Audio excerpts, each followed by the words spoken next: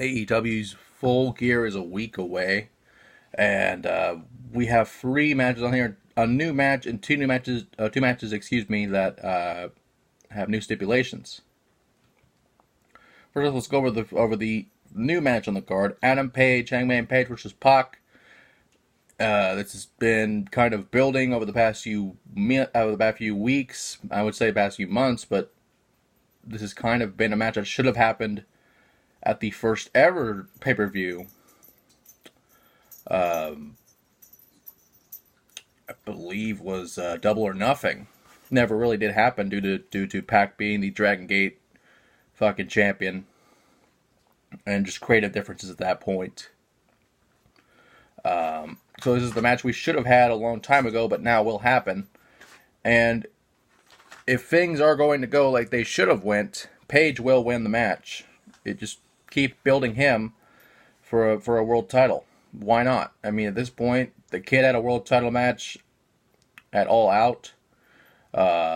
Could have been world champion, but you know what? It could have happened. Like I said before, I was hoping it didn't happen, and I'm glad it didn't, because you need to build this kid even more.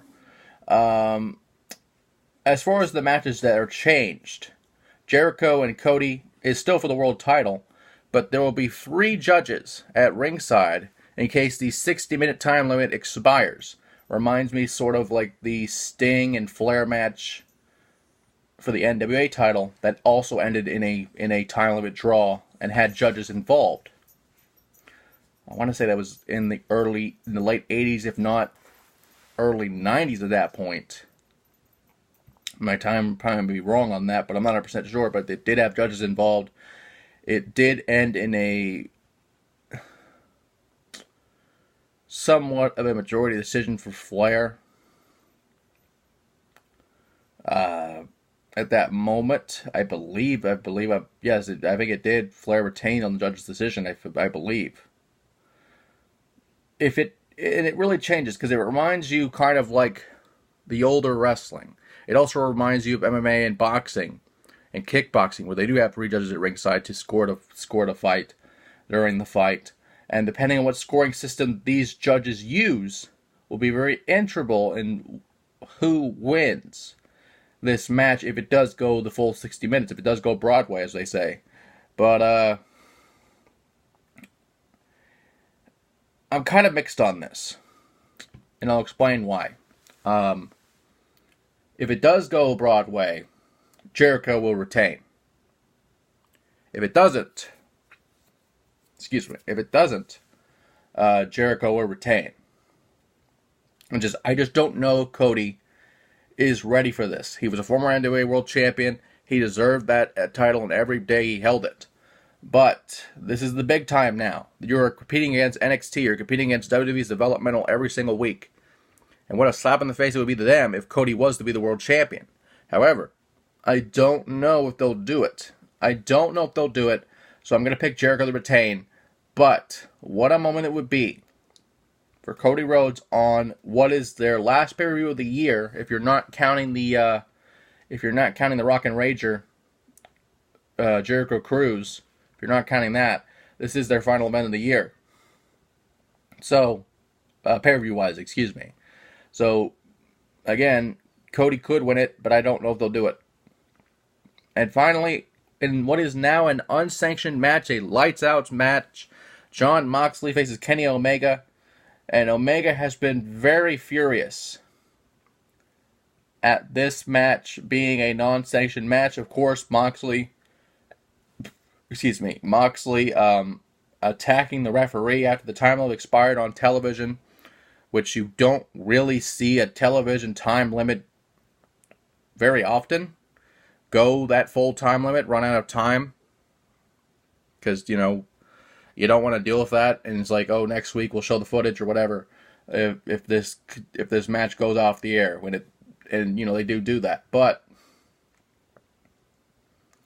to have it go off the air with a time limit draw, and Moxley basically destroying the referee,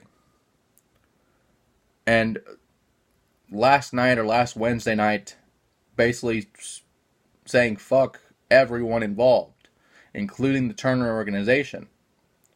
It'll be very interesting to see if this match even happens. But if it does happen, Moxley will win, and Moxley will use this to go towards the world title. Because yes, in the record books, this match will not count, as wins and losses do matter in AEW. With records due meaning more in AEW than they would in any other company right now, because they're actually enforcing it, which is great. But I don't know. I don't know if they'll pull that trigger if Moxley wins, because if he wins, it doesn't matter. If he loses, it doesn't matter in their eyes of Tony Khan and all these other people. But if he wins and loses, the losses don't matter in this match. You could have this be a draw due to both people bleeding out and not being able to continue. The match would be irrelevant, basically, is what they're saying. But it will be a crazy match, a violent match, and I'm going to pick Moxley just to have him go towards the world title. It makes sense.